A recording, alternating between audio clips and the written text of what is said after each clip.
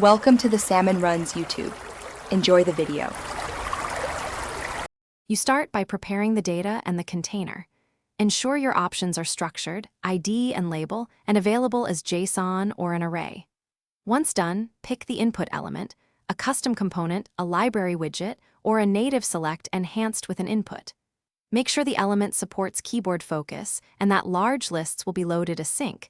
This prevents jank. Now wire the data into the component so it can render immediately when the user types. Next, you implement the filtering and interaction logic. When the user types, debounce the keystrokes so you don't flood the filter function. 200 to 300 milliseconds works well. Use case-insensitive substring or fuzzy matching so results feel intuitive, and return a limited result set for performance. Make sure to update highlighted matches, support arrow keys, and enter for selection, and set area roles and attributes for accessibility, so screen readers and keyboard users can navigate reliably.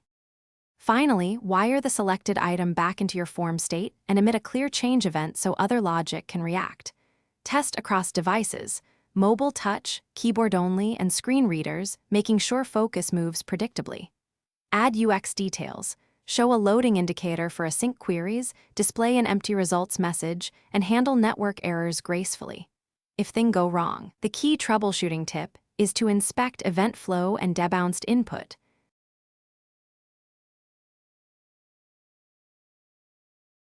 Thanks for watching. Consider subscribing if we helped you.